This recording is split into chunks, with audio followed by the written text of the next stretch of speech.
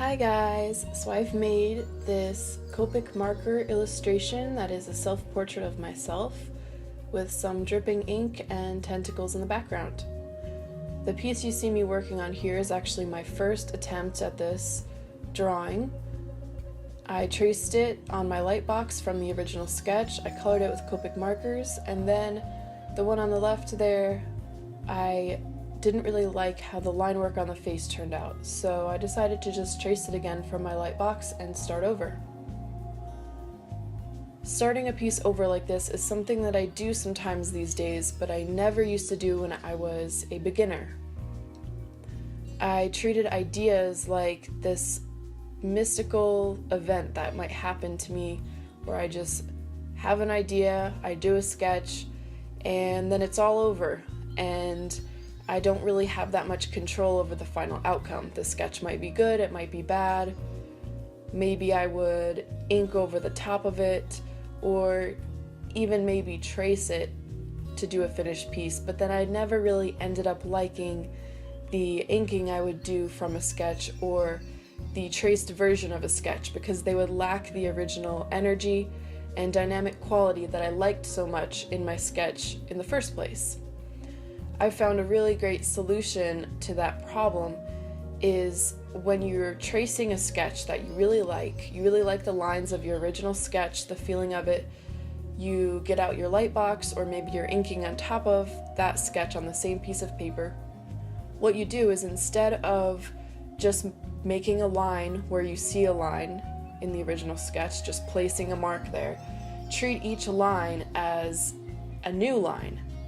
And what I mean by that is it's a chance to add even more energy and gesture to that mark that you're making. So instead of just tracing, which is almost a passive action to be doing, you're sort of just following each line blindly. Instead, treat the original sketch as a map and make an even more gestural and energetic line that you like even more in your second version of the traced sketch. So in that way, I can keep tracing a sketch over and over and still never lose the feeling that I liked from the original sketch. It takes a little bit of practice, but I found just changing your mindset about this really helps a lot.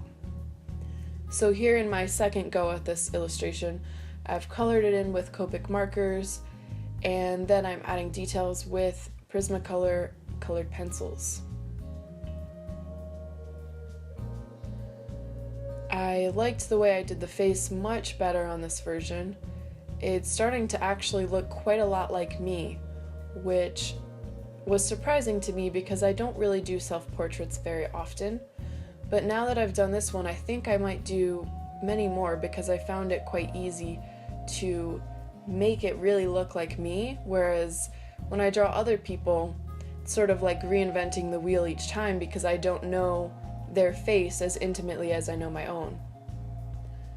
So I'm adding lots more detail to the hair here with pencil, and I actually made it a bit too dark.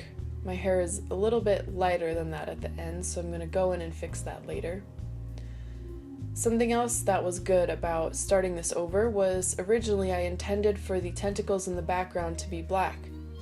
So since I had the half-completed version, the first version of this illustration, I decided to fill in those tentacles as sort of a practice go at that part of the illustration.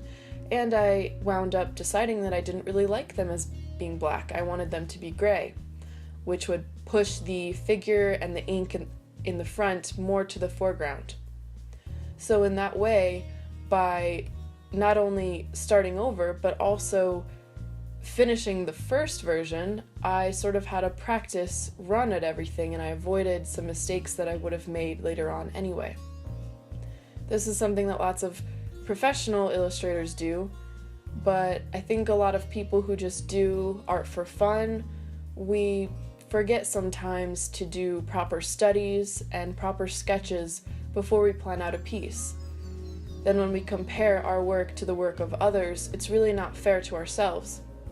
We're comparing our rough drafts to their finished products, and we might wind up thinking, wow, this didn't come out how I wanted it to, and it feels like we have no control over the final outcome. But in fact, we have a lot more control than we think. If you just keep going at it and use some of the techniques for copying your work over again that I outlined in this video, you might find that it's easier than you thought to actually arrive at a finished product that surprises you with how good it is rather than with how much it didn't come out like you thought it would. So here I've lightened my hair, and the tone of the hair got a little bit too cool, so I actually glazed on top with some markers, which is a technique that I like a lot. So here you'll see my original sketch, my first go at this illustration, and my final one. Please let me know what you think in the comments, and do not forget to subscribe to this video. Thank you so much, guys. Enjoy your day.